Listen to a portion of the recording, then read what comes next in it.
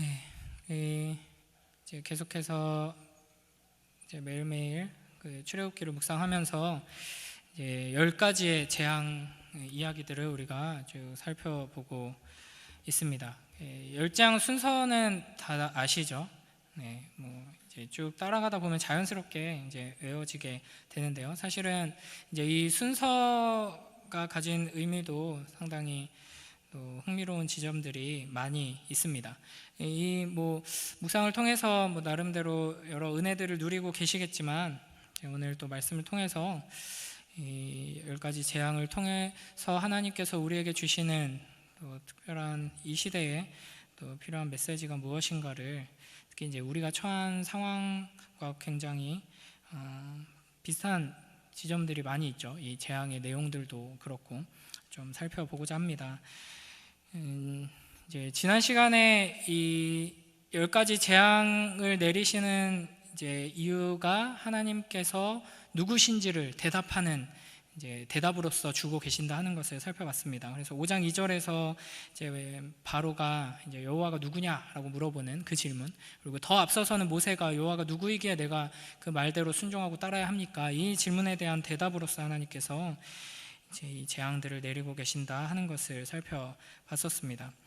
그리고 이제 7장 5절 한번 읽어볼까요? 함께 7장 5절 함께 읽습니다. 시작. 내가 내 손을 애굽 위에 펴서 이스라엘 자손을 그 땅에서 인도하여 낼 때에야 애굽 사람이 나를 여호와인 줄 알리라 하시매. 아멘.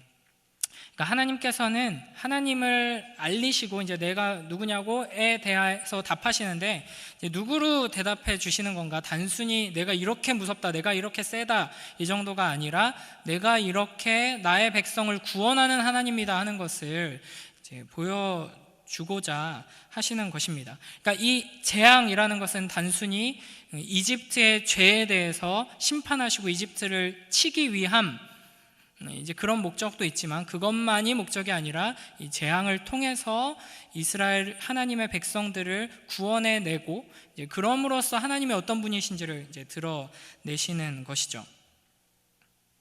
그래서 이제 이 재앙을 내리시기에 앞서 그냥 무작정 네가 이것도 잘못했고 저것도 잘못했어, 그러니까 이런 재앙을 내릴 거야, 이런 식으로 이제 재앙이 진행되는 게 아니라 이제 내 백성을 보내라, 그들이 나를 섬길 것이라, 이 명령을 계속 모세와 아론을 통해 바로에게 주시고 그 명령에 불순종할 때 이제 경고를 주시고 이제 재앙을 내리시고, 이게 이제 반복되고 있는 것이죠.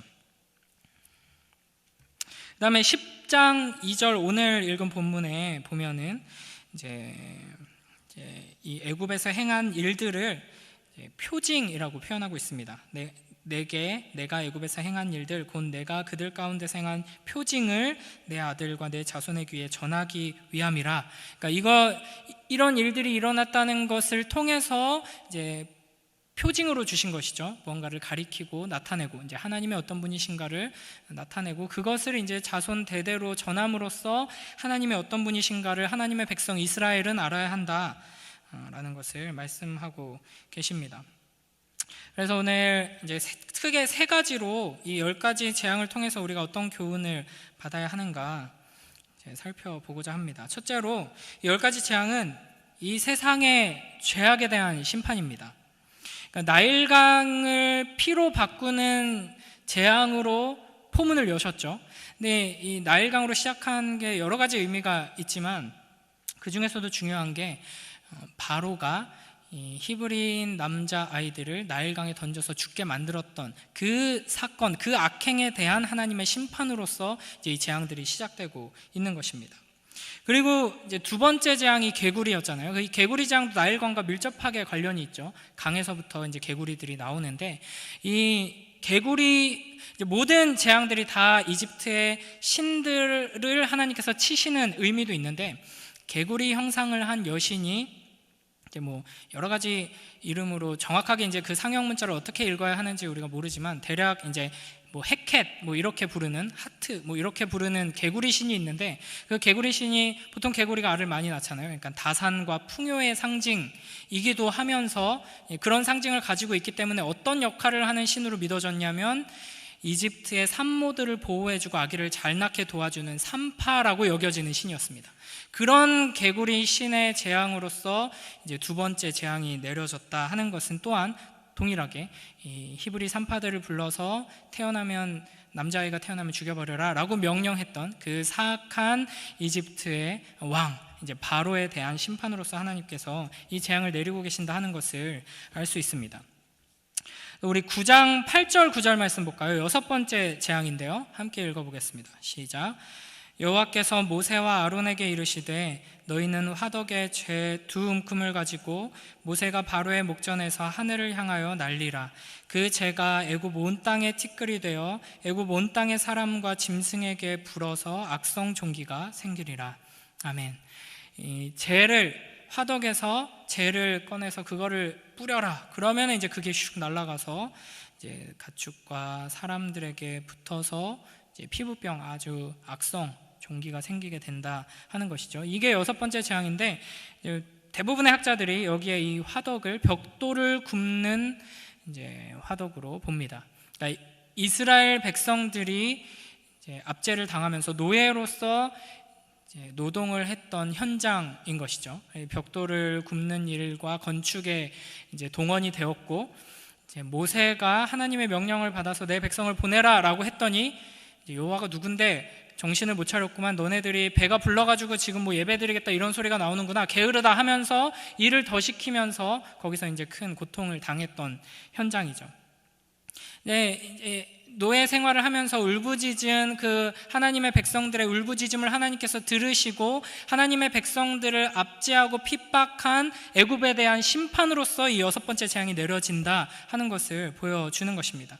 그래서 이 모세의 이런 행동을 통해서 그냥 다른 재앙들처럼 그냥 지팡이를 뻗어서 또 가능했을 것인데 하나님께서 이렇게 하신 이유는, 이 장면을 보는 이스라엘 백성들은 하나님께서 우리의 기도를 들으셨구나, 이제 응답해 주시는구나, 우리의 억울함을 갚아주시고 복수해 주시는구나, 이것을 이제 보게 되는 것이고, 그러한 애굽의 죄, 바로의 죄에 대한 하나님의 심판이 임하고 있다 하는 것을 보여주는 것입니다. 그러니까 이런 식으로 하나님께서 내리신 이 10가지의 재앙들은 애굽이라는 사회가 가지고 있던 온갖 죄악들에 대한 하나님의 심판으로서 내리고 있다 하는 것이죠. 그런 점에서 봤을 때 이제 우리가 하나님의 재앙이 우리에게 어떤 의미인가를 이제 이 시대에 우리가 어떻게 적용하고 받아들여야 할지를 생각해 볼 수 있겠습니다. 그러니까 우리가 사는 이 시대에도 수많은 재앙들이 가득하고 있죠. 이미 코로나도 뭐 전염병이죠. 너무나 심각한 재앙입니다.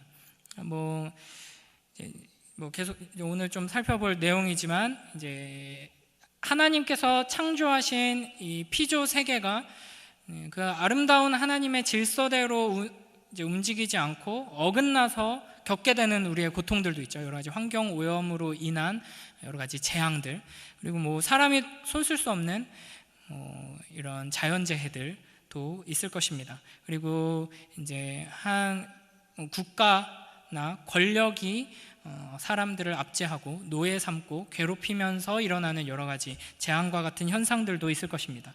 그러니까 우리가 당하는 이 재앙이라고 부를 수 있는 모든 고통스러운 현실들이 결국에는 하나님께서 이와 같은 악한 이 세상, 악한 이들을 향해서 내리시는 심판이다라는 것이죠. 그래서 우리가 이것을 믿음의 눈으로 본다면, 모세가 그 화덕에서 재를 꺼내서 뿌림으로써 하나님의 심판을 내리는 장면을 이스라엘 백성들이 봤을 때 무서운 장면이지만 단순히 그냥 무섭다, 끔찍하다 이렇게 반응하는 것이 아니라 위로를 받고 하나님이 우리를 사랑하시는구나, 하나님이 살아계시는구나 라고 느끼면서 하나님에 대해서 알아갔던 것처럼, 우리도 이 세상에 가득한 재앙들을 통해서 이제 믿음의 눈으로 볼 때 하나님께서 살아 역사하시는구나, 하나님께서 그 재앙이 끔찍함에도 불구하고 우리도 함께 이 재앙 가운데서 고통당하고 있음에도 불구하고 하나님이 우리의 기도를 들으셨구나, 응답하고 계시는구나, 하나님의 공의가 실현되는구나, 이런 이제 경험들을 할 수 있다 하는 것이죠.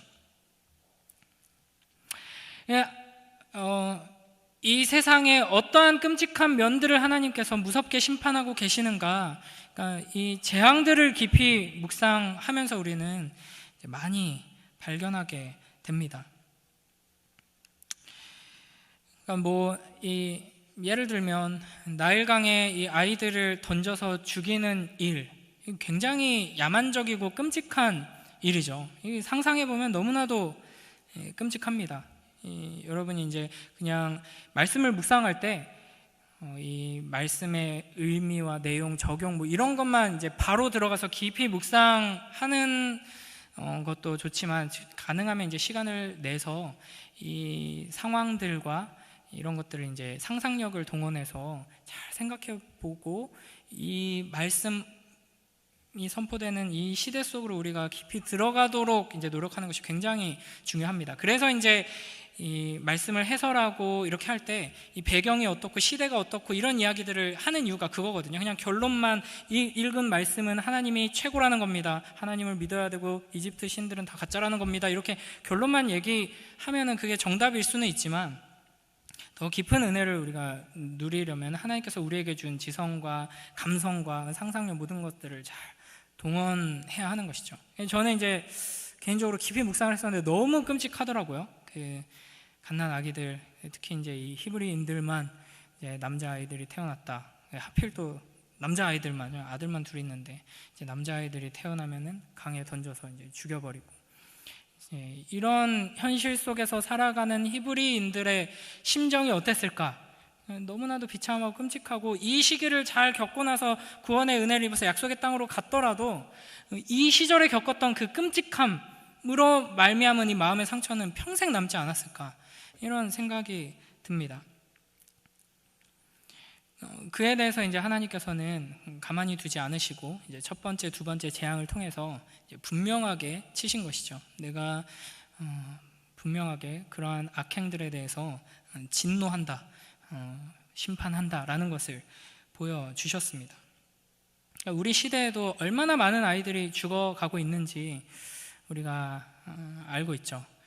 그런 뉴스들이 최근 들어서 특히 더 많이 나와서 너무나도 마음이 아픕니다. 물론 어린 아이뿐만 아니라 성인도 또 나이가 많은 사람도 존중받아야 하고 사랑받아야 마땅하지만 특히 더 가슴이 아프죠. 최근에 저는 좀 마음이 좀 약해가지고 그런 기사를 읽으면은, 좀 자세히 읽으면은 좀 이렇게 힘들어요. 그냥 이렇게 쓱 읽고 쯧쯧쯧 하고 넘어가지지가 않아서 결국엔 또 울면서 또 기도 한바탕 해야 되고 이런 심정이어가지고 웬만하면 그냥 제목만 읽고 이건 못 읽겠다 하는데, 제목만 읽고 며칠 동안 그냥 넘기다가 이게 계속 떠가지고 본 게 있어요. 거의 고문 수준으로 이모가 이렇게 했더라고요. 손을 꽁꽁 묶어가지고 물고문을 시키고, 갈비뼈가 부러져서 손을 못 드니까 손 똑바로 안 드냐고 막 호통치고 온몸이 멍들고, 그게 이제 군인들이 적군에게 잡혀가지고 그런 고문을 당해도 너무나도 괴롭고 평생 트라우마로 남을 수 있는 일이거든요. 그게 이제 그런 아이들에게 자행되는 이 시대, 너무나도 끔찍하죠. 우리가 알지 못하는 곳에서도 지금 이 시간에도 너무나도 많은 아이들이 사랑받지 못하고 학대당하고 죽어가고 있습니다. 어디 먼 나라 후진국 이야기가 아니라 우리나라는 그래도 좋은 나라, 훌륭한 나라, 부자 나라에 속하잖아요. 그런데도 이 사회 안에 그런 일들이 너무나도 많이 있다는 것이죠. 하나님께서는 이런 악행들에 대해서 결코 그냥 넘어가지 않으시고 진노하시며 분명하게 심판하시는 하나님이시다라는 것을 우리는 이 말씀을 통해서 바라봐야 한다는 것입니다. 이 어린 아이들뿐만 아니라 어떤 우리의 이제 장성한 자녀들도 이제 부모에 의해서 만몬 신에게 바쳐진다든지, 또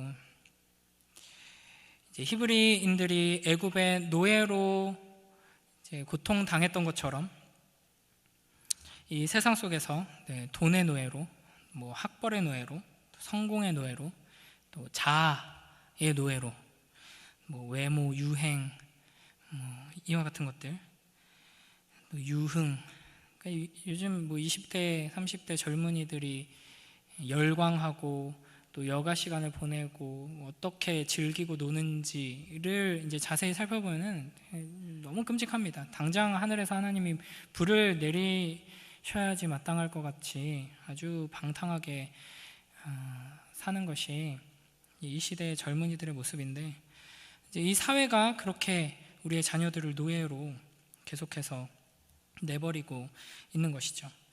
그런 하나님의 그런 이 사회의 모습, 악행에 대해서 하나님께서 결코 가만히 계시는 분이 아니시다, 진노하시며 심판하신다라는 것을 우리가 기억해야 하겠습니다. 그래서 그 하나님 앞에서 우리는 이 사회의 모습을 보면서 그냥 단순히 혀를 끌끌 차고 남의 이야기처럼 그냥 이제 넘어가는 것이 아니라 이것을 나의 이야기로 품고 주님 앞에 엎드려 회개하는 자세가 우리에게 있어야 하겠습니다.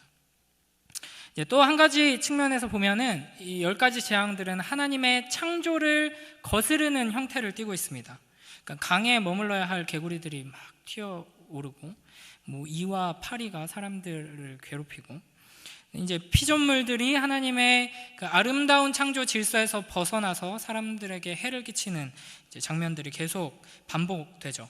전염병이나 악성 종기, 우박과 메뚜기 또한 마찬가지입니다. 이 자연재해 형태로 이제 임하는데 이 창조 질서, 창조의 그 아름다움이 훼손되고 역행하는 모습이죠. 이제 어떤 이들은 이것을 이제 자연적인 현상으로 설명하려고 시도하는 학자들도 있습니다. 그러니까 나일강이 피로 변했다라는 것은 실제 피가 됐다는 게 아니라 이제 빨갛게 됐다는 건데, 실제로 어떤 봄인가요? 어떤 시기쯤에 항공 사진을 보면 나일강이 뻘겋거든요, 전체가.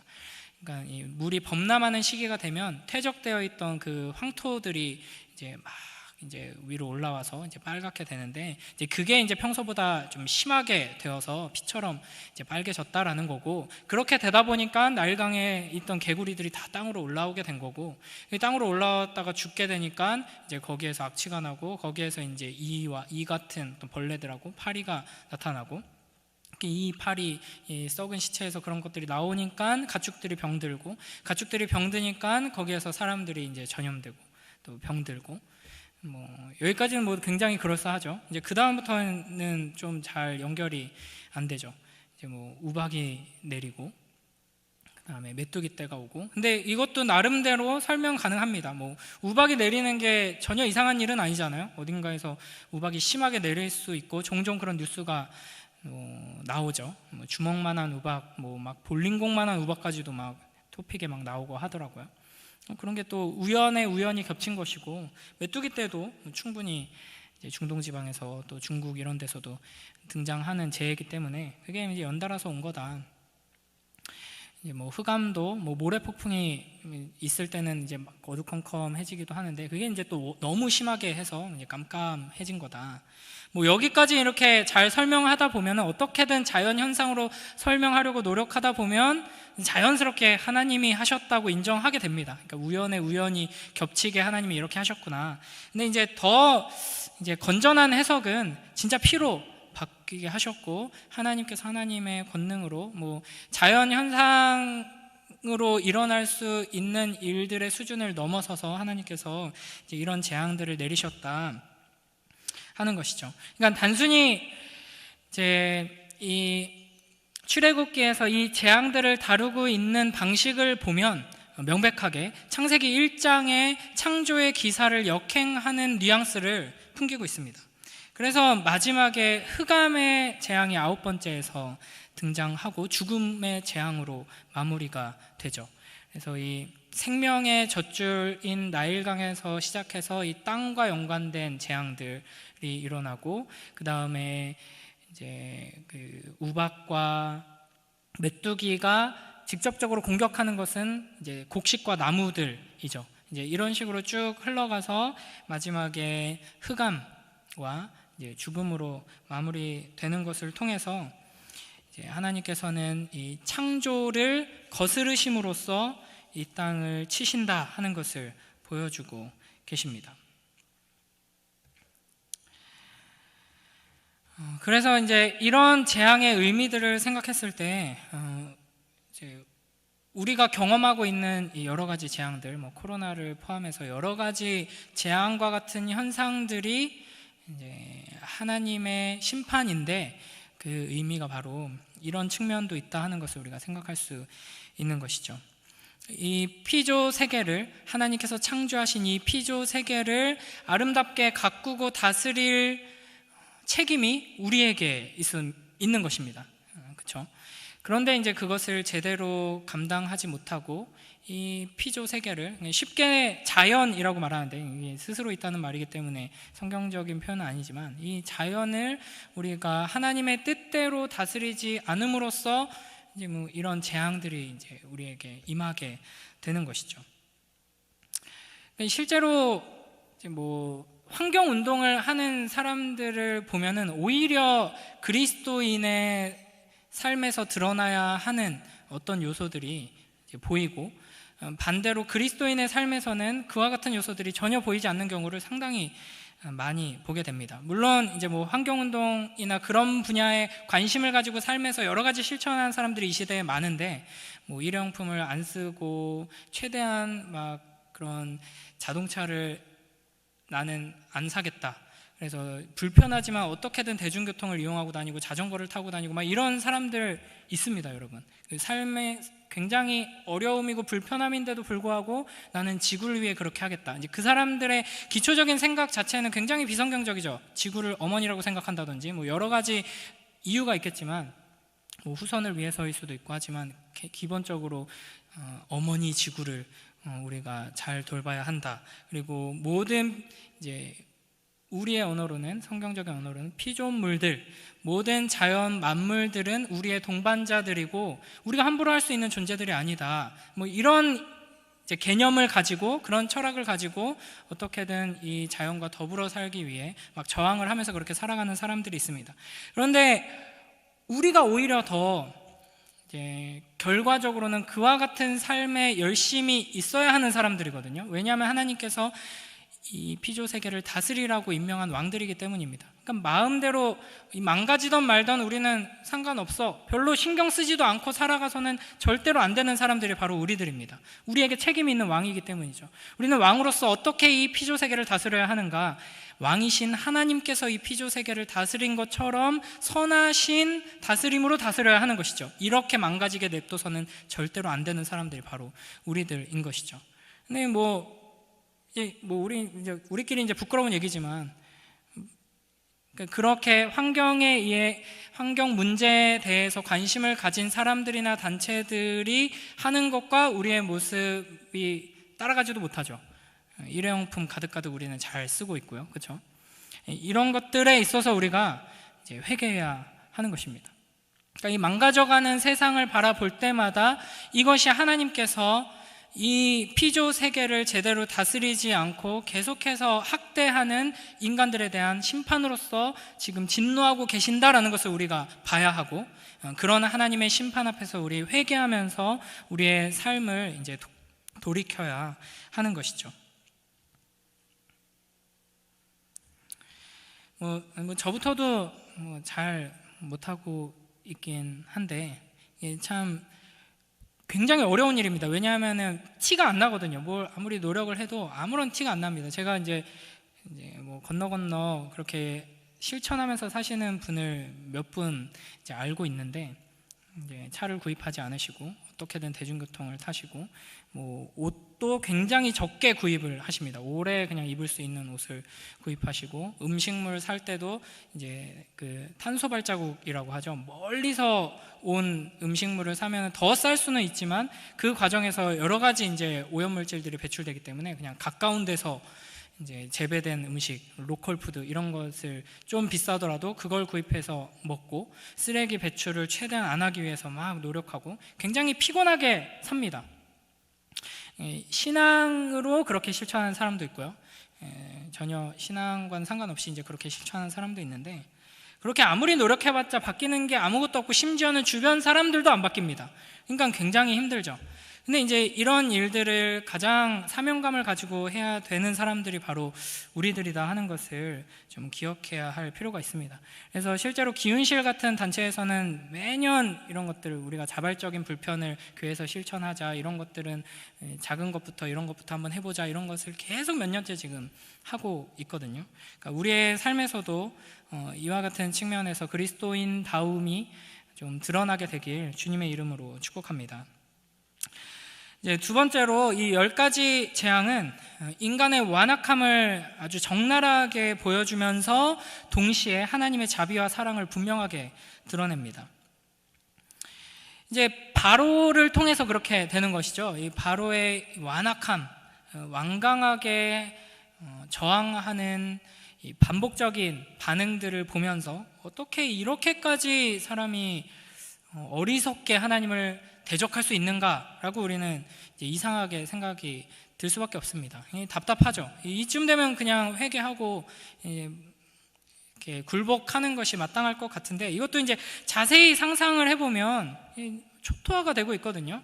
뭐 영화로 또 이런 내용들이 잘 표현이 됐는데, 뭐 엑소더스라는 영화나 뭐 명작이죠. 이집트 왕자라는 애니메이션 보면은 이 파라오가 거의 이제 멘탈이 바스라져가지고 정신이 나가고 이제 나라가 완전 초토화되는 장면이 이제 표현이 됩니다. 근데 그럼에도 불구하고 끝까지 굴복하는 거죠. 이게 자존심이죠. 이게 이제 인간의 완악한 본성입니다. 죄악된 본성. 내가 신이기 때문에, 내가 신이죠. 여호와, 너 뭔데? 여기에서 이제 벗어나지 못하는 겁니다. 내가 신이 아니다, 사실은. 여호와만이 신이고 나는 그 앞에 굴복할 존재다. 이걸 가지 못하기 때문에 계속 타협하고 협상하면서 어떻게든 안 보내려고 버티면서 이제 심판을 당하게 되는 것이죠. 그러니까 첫 번째, 두 번째 재앙을 보면은 요술사들이 그 재앙을 똑같이 따라하죠. 근데 그걸 보면서 바로가 처음에는 이제 마음을 완강하게 합니다. 근데 여기서부터 굉장히 사실은 이상한 겁니다. 그러니까 나일강을 피로 바꾸는 하나님의 심판이, 재앙이 내려왔으면 이제 애굽의 요술사들은 우리도 능력이 있다, 우리도 힘이 있다, 여호와만 신이냐, 우리에게는 더 힘센 많은 신들이 있다라는 것을 보여주려고 했다면, 나일강 물을 똑같이 피로 바꾸는 걸 흉내낼 게 아니라 피로 변한 나일강을 다시 깨끗한 물로 바꿔서 여호와의 능력을 무효화시켰어야 하죠. 그렇죠? 그런데 그냥 똑같이 따라하잖아요. 개구리가 나오게 하는 것도 똑같이 따라합니다. 그러니까 이게 굉장히 웃기는 일인데, 제가 이제 그런 식으로 예를 들었었는데, 이제 누가 저를 때려가지고 왼쪽 다리를 부러뜨립니다. 저를 굴복시키려고 하는 것이죠. 근데 끝까지 이 악물고 버티면서 네가 나를 그렇게 때린다고 내가 굴복할 것 같아, 너만 힘세, 나도 그 정도의 파워는 있어 하면서 내 나머지 오른쪽 다리를 내가 스스로 부러뜨리는 겁니다. 봤지? 너만 부러뜨려? 나도 부러뜨린다. 이런 짓을 지금 첫 번째, 두 번째 재앙에서 요술사들이 하는데, 그걸 보면서 역시 하면서 마음을 완악하게 먹고 있는 겁니다. 그러니까 여기서부터 굉장히 이해가 안 되는 반응을 보이기 시작하죠. 그게 이제 10번째 재앙, 그리고 이제 출애굽이 시작되고 이제 홍해바다를 건너고 그걸 추격하고 뭐 이런 모든 과정 속에서 계속 드러나게 됩니다. 당하고 또 당하고 넘어지고 만신창이가 되면서도 끝까지 고집을 피우는 것이죠. 이게 이제 파라오라는 존재가 신으로 추앙받더니 정신이 나갔구나, 이게 아니라 우리의 모습이 어떠한지, 죄인된 우리의 본성이 어떠한지를 지금 적나라하게 드러내 보여주시는 장면인 것입니다. 우리 9장 16절 함께 읽어보겠습니다. 9장 16절 시작. 내가 너를 세웠음은 나의 능력을 내게 보이고 내 이름이 온 천하에 전파되게 하려 하였음이니라. 아멘. 여기서 이제 내가는 여호와 하나님이고요, 너를 세웠다 할 때 너는 바로입니다. 하나님께서 바로를 그 자리에 세우셔서 그렇게 계속 하나님께 저항하도록 하신 이유가 무엇이냐? 이 완악한 악인의 반응을 통해서 여호와 하나님이 어떤 분이신지를 온 천하에 전파하게 하기 위함이다 라고 말씀하십니다. 그러니까 하나님께서 한두 번도 아니고요, 3-4번도 아니고 10번의 기회를 주셨습니다. 그러니까 이게 그냥 단순히 치신 게 아니라 보통 사오정이 뿅망치를 10번을 두드려야지 터지거든요. 그러니까 그렇게 뭔가 10번은 때려야지 내 속이 시원하겠다, 그래서 10번을 때리신 게 아니라 기회를 주시고 회개할 수 있도록 말씀을 주시고 이제 재앙을 주시고 다시 거두시고 다시 기회를 주시고 재앙을 주시고 거두시고, 이게 지금 반복되는 것입니다. 근데 더 정확하게 말하면 10가지 재앙 앞에 지팡이의 기적이 있었죠. 그리고 마지막 이제 죽음의 재앙 다음에 홍해가 갈라지는 기적까지 있었습니다. 이 양 끝에 2개의 기적까지 합하면 12번의 기회를 주신 것입니다. 그러니까 하나님께서 얼마나 많은 기회를 주시는가, 하나님께서 얼마나 자비하신 분이신가를 동시에 이 장면들을 통해서 보여주시는 것이죠. 이로써 하나님의 심판의 정당성이 확보됩니다. 그 누구도 바로를 이렇게 심판하시는 것은 좀 너무한 거 아니냐, 그래도 이렇게 말하지 못하게 만드는 것이죠. 오히려 그만하고 그냥 없애버리세요, 이제 보는 이들로 하여금 그렇게 말할 수밖에 없게 하나님께서는 만들고 계십니다. 그러면 이스라엘은 어떤가? 사실은 이스라엘이 더 완악하죠. 그래서 6번째 재앙부터 하나님께서 바로를 완악하게 하셔서 바로가 이제 말을 듣지 않는다고 표현이 바뀝니다. 그 전까지는 바로의 완악함이었는데 그 다음부터는 하나님께서 완악하게 하셨다. 그러니까 하나님께서 네 멋대로 해봐라 라고 내버려 두신 것이죠. 그러니까 끝까지 저항하는 겁니다. 이게 이제 우리의 본성이죠. 하나님께서 우리에게 특별한 은혜를 베풀어 주셔서 우리 안에 임하셔서 역사하지 않으신다면 우리는 아무리 하나님께서 말씀 주시고 하나님께서 우리를 치시고 우리를 무릎 꿇리시고 우리를 죽음의 공포 앞에 놓으셔도 우리는 끝까지 이 악물과 하나님께 버티면서 저항하는 존재다라는 것을 보여주시는데, 그러면 하나님께서 특별한 은혜를 베풀어 주셔서 그 마음을 계속 만지신 이스라엘은 어떻게 됐는가? 이제 완악하다, 이제 바로에게 계속 이 표현을 썼는데 이게 교만하다, 목이 곧다, 마음이 딱딱하다 이런 표현이거든요. 근데 목이 곧다, 이게 이제 이스라엘의 별명이잖아요. 목이 곧은 백성. 그러니까 사실은 하나님께서 바로만 생각하셨다면, 바로에게 궁극적인 목적이 있었다면 바로를 굴복시키고 회복시키셔서 애굽 땅에 이집트라는 제국을 하나님의 나라로 바꾸는 게 하나님의 목적이었다면 한 4-5번, 5-6번의 재앙으로 바로는 회개했을지도 모릅니다. 그 정도의 완악함이었어요. 근데 이스라엘 백성들은, 그리고 그 죄인이 하나님의 백성이 되기까지의 필요한 재앙은 이제 10번이었던 거죠. 그래서 바로를 더 그냥 내버려 두시면서 10개의 재앙을 채우시고 이스라엘을 구원하십니다. 그 재앙을 다 경험했음에도 불구하고 이스라엘은 하나님의 백성다운 모습으로 주님 앞에 온전히 서지 못합니다. 광야에서 불평하고 가나안 땅에 들어가서도 이스라엘이라는 국가를 세우고 나서도 그 많은 하나님의 약속이 성취되고 하나님의 역사를 경험했으면서도 또 그 많은 하나님의 경고와 치심, 하나님의 무서운 심판을 경험했으면서도 결국 이스라엘은 실패했습니다.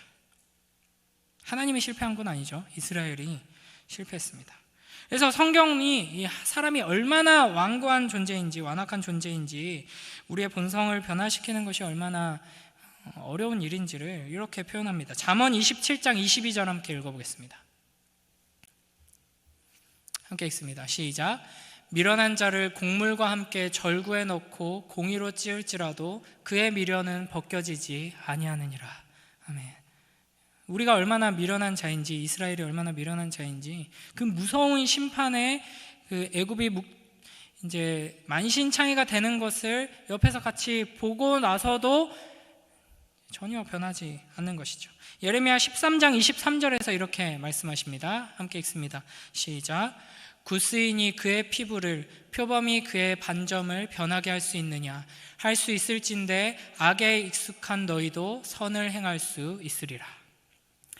악한 너희들이 선을 행하는 하나님의 백성다운 존재로 변화될 수 있을 것 같으냐?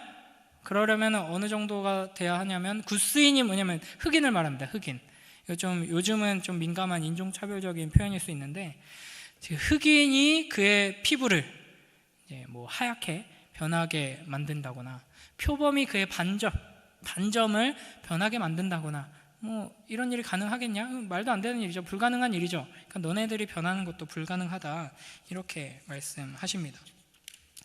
그러니까 이제 사실은 더 멀리 보면은 이 10가지 재앙 속에서 바로뿐 아니라 10가지 재앙을 거치고 구원받아 하나님의 백성으로서의 삶을 시작하고 그 역사를 경험한 이스라엘을 통해서도 인간은 답이 없다, 너희는 변하지 않는다, 너희는 안 된다, 이걸 보여주시는 겁니다. 그러면서 동시에 하나님이 그런 우리를 결코 포기하지 않으시고 끝까지 붙드셔서 결국에는 하나님의 백성으로 만드신다 하는 것을 이제 보여주시는 것이죠. 그래서 우리는 이 10가지 재앙을 묵상하면서 결국에는 우리를 지금 이 자리에 부르셔서 하나님의 백성으로 만들고야 마신 놀라운 그 하나님을 바라봐야 하는 겁니다. 이 10가지의 재앙들이 연속적으로 쏟아졌음에도 불구하고 변화되지 않았죠. 그래서 결국 하나님께서는 자기 아들을 십자가에 매다시고 그 십자가 위에 사랑하는 자기 아들에게 이 재앙들을 다 쏟아 부으신 것입니다. 이것 말고는 우리가 변할 수 있는 방법이 결코 없었던 것이죠. 그래서 우리는 이 하나님의 말씀 앞에서 이제 우리의 완악함을 이제 회개하고, 그러면서 동시에 이렇게 완악한 우리에게 사랑과 자비로 끝까지 인내하시고 결국에는 십자가를 통해서 우리를 변화시키신 그 하나님을 찬양하며 높여야 하는 것입니다. 마지막 세 번째로 이 10가지의 재앙을 쭉 보면서 우리가 발견할 수 있는 것은 모세의 성장입니다. 처음 모세가 하나님 말씀 그리고 기적에 끌려오다시피 했죠. 자기가 결국에는 결단하고 네 주님 그럼 내가 가겠습니다 하고 힘차게 전진한 것이 아니라 거의 그냥 하나님께서 이제 멱살 잡고 끌고 오시다시피 해서 바로 앞에 섰습니다. 그래가지고 이제 내 백성을 보내라 했더니만 여호와가 누군데 이렇게 무시당하고 이제 자기 동족들은 더 큰 고난에 처하게 되고 동족들이 이제 모세와 아론을 막 비난하고 하나님을 원망하기 시작하죠. 그러니까 이제 모세도 무너지고 흔들려가지고 괴로워하면서 다시 막 나 말 못합니다 핑계대고 이제 이렇게 됩니다. 그런데 이제 이 재앙이 반복되면서 바로와 이집트 백성들만 여호와 하나님이 이런 분이시구나 라는 것을 경험한 것이 아니라 이스라엘 백성들 그리고 모세와 아론도 하나님이 이런 분이시구나 하는 것을 이제 경험하게 됩니다. 그리고 특히 모세와 아론은 하나님께서 이제 알려주시죠. 계속 이제 이 재앙이 계속되고 이제 그래야지만 이제 너희를 보내줄 거다 이걸 예고하시고 계속 알려주십니다. 그래서 이제 7번째 재앙, 그 우박 재앙에서 보면은 9장 30절 보면은 이제 바로가 이제 후반부에 가면 그런 패턴을 보여주죠. 회개하는 것처럼 보입니다. 내가 잘못했다, 내가 죄인이다, 하나님께 기도해달라, 내가 보내겠다, 하라는 대로 하겠다. 그래놓고 이제 막 조건을 하나씩 걸고 이러는데 이제 그때 이제 모세가 이렇게 반응을 하죠. 하나님께서 이제 주신 말씀을 이제 잘 받아들이고 믿고 이제 있기 때문에 알겠다. 그러면은 내가 하나님께 기도해서 재앙을 거두어 주시도록 하겠다. 하지만 네가 지금 하나님을 두려워하지 않고 있다는 거 내가 다 안다.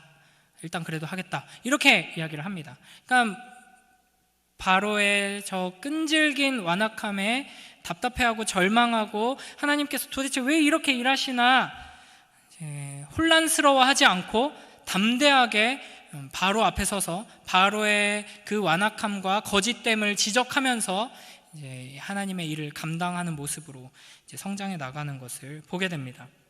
하나님께서는 이 재앙을 통해서 모세를 하나님의 선지자답게 좀 더 정확하게 이 출애굽기의 표현대로 하면 하나님을 대신하는 대리인입니다. 바로 앞에서 또 아론에게 모세는 신과 같이 되리라, 신이 되리라 라고 하나님께서 말씀하셨죠.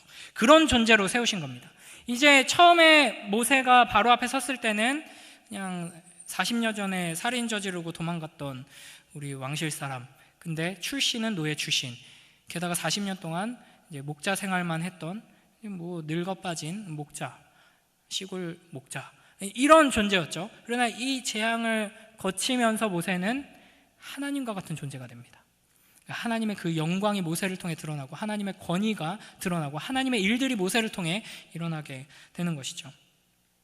그러니까 이 재앙으로 가득한 시대를 살아가는 우리를 하나님께서 어떤 자리로 이끌기를 원하시는가? 하나님께서는 우리를 모세와 같이 쓰기를 원하십니다. 하나님께서 우리에게 은혜를 주셔서 이 재앙으로 가득한 세상 속에서 하나님의 말씀을 붙들고 또 그 하나님의 말씀을 살아내고 하나님의 말씀을 선포할 때 그 한 걸음 한 걸음, 그 순종의 한 걸음 한 걸음을 통해 우리가 하나님의 어떤 분이신지를 분명하게 경험하고 알게 되고, 그로 말미암아 우리의 삶에, 우리의 말과 우리의 모든 행동에 하나님의 거룩하심과 권위가 드러나게 되길 주님의 이름으로 축복합니다. 이 시간 함께 이 말씀 기억하면서 기도하며 나아가도록 하겠습니다. 우리 먼저 첫 번째로 기도할 때